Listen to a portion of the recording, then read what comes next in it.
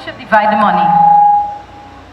I feel we should divide the money. It's 6 of us. Let's divide it equally. Listen, in order for us to do this properly, we have to come to a conclusion.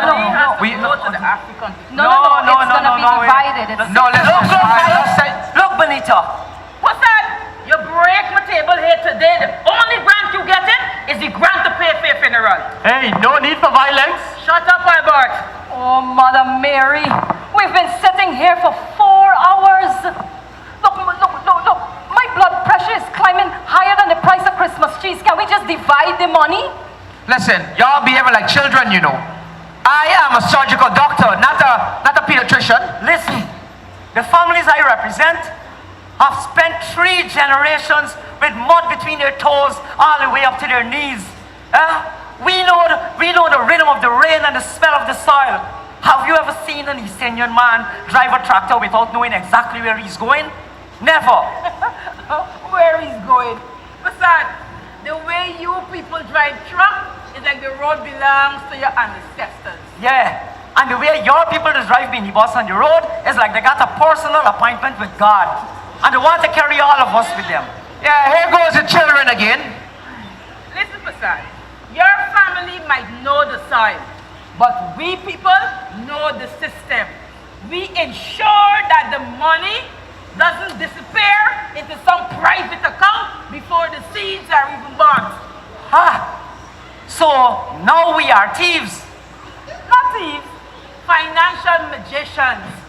While you people were trying to figure out the front of the tractor, we people were building the foundation of this country with sweat.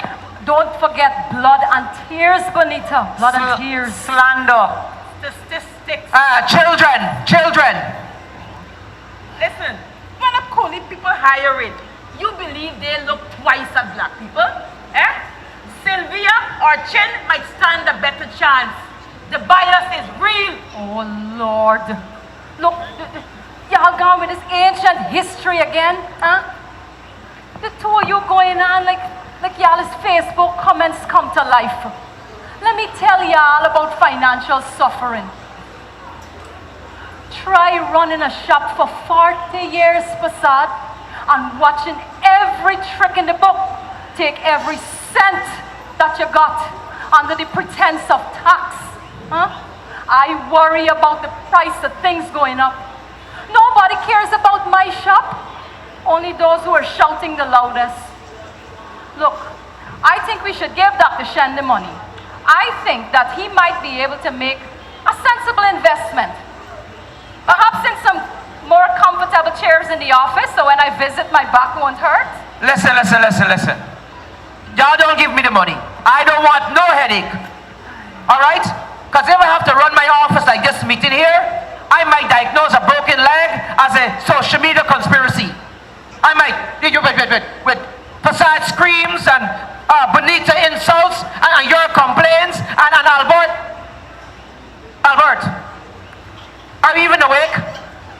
Or this discussion will magically bypass your villages as usual?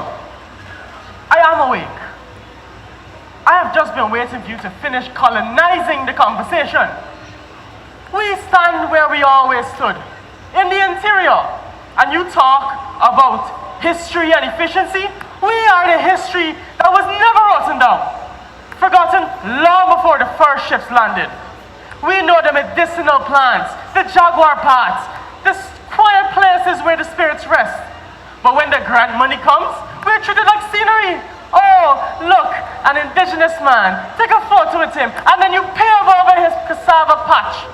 We don't want to fight. We just want to be seen as the roots, and not as firewood. Albert, I understand your pain, truly. But I am fighting for my sons who left. They were tired of being told that they can only succeed because of a race name favor.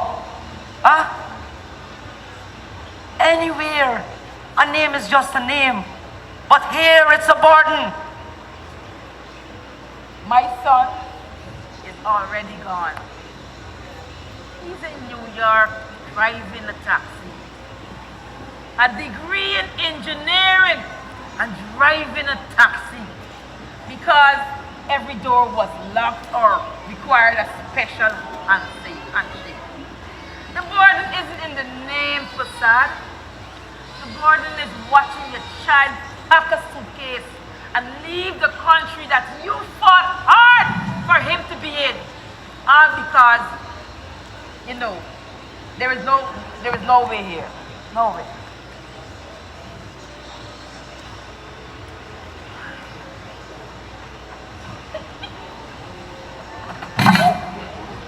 Oh gosh, I am so sorry I'm late.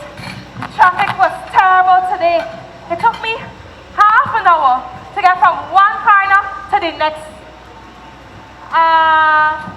Is everything okay? Yeah, it looked like somebody cat died. Worse, Leah, we are discussing who is the most Guyanese. Again? I thought we already decided that this goes to the person who can eat the most of a pot without drinking water. Listen, we're trying to come up with an understanding who should get the money grant. All right? Is it either the farmers or the builders or the shopkeepers or the root? When I pull out a farm, I check mix. And sometimes I have to argue with myself because the only thing mixed people is getting in this country is confused. You know what's the worst part about being mixed? It's not the bad hair days. It's that when y'all fight like this, my heart has to choose between two sides that I am a part of. But one of my grandmothers uses to play a tassel drum. Would you believe that? My other grandmother used to tell stories of folklore characters and myths. And I just feel like a failure. I don't get no favor. I don't get no family connection that guarantees me a job. I also don't get the sense of belonging to one group or the other. I just feel like a whole complete mess of all of you. Oh, Leah, we're so... Every time y'all quarrel, y'all just give me a migraine. Listen, the system is broken, but we have to come together. We are the system, Dr. Chen. Don't you see it? We listen to the same noisy music at Christmas. We dance to each other's songs and we share the same pepper pot, chow mein, and roti. We quarrel and row about the same bad roads and potholes. But it's you, younger generation, that is utilizing social media platforms and abusing out and cussing out each other about the color of your skin and which religion group you belong to and your political affiliations, Leah. And where did we learn it from, Miss Sylvia? Each group in this country has its own stigma attached to them that I've been hearing about since I was a little girl. Buckman stupid, coolie like drink, black people poor, Chinese rich, white people uppity, Portuguese loose. Discrimination against each ethnic group has been around for ages. Legacies of hate have been passed down from generation to generation, and it's time that it stopped. Fear of acceptance is keeping us back. Generational fear is driving all your sons away. Miss Bonita, Mr. Facade, your sons, they left. They didn't just leave Guyana. They left a room of criticism because of how they look.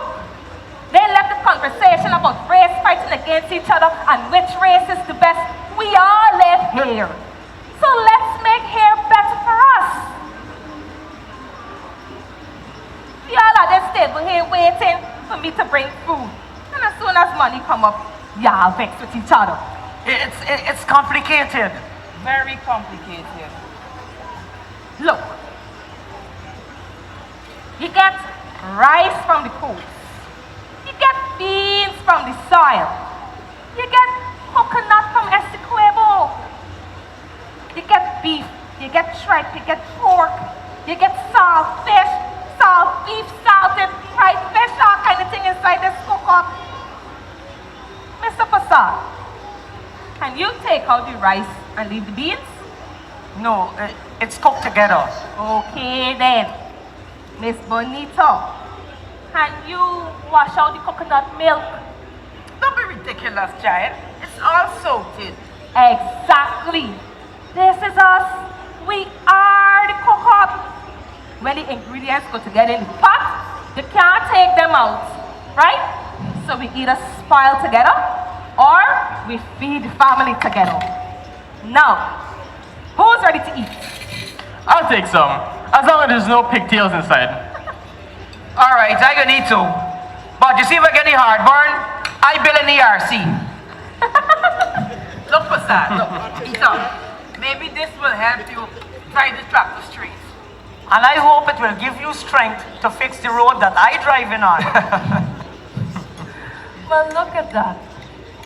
All's well that ends well. Yeah. 'Twas the night before Christmas, and all through the house, we six at the table, eating cook-up, and we piling our plates just as high as we were able. Bonita pass, pepper sauce, spicy and red, making sure the heat goes straight to your head. While Passad scrapes the side of the pot, ensuring he gets every grain that's hot. Nia sip sorrel mixed with ginger and spice, saying, pass me the plantain, it looks very nice. Dr. Chin raises his glass to a toast, toasting a moment he hopes will last forever. Albert is looking at the nice, rich, black, dark cake, and he's saying, pass me a slice. As Sylvia laughs and says, here is a chunk. Before into a happy food coma, we all sunk. While the pepper pot is bubbling on the stove,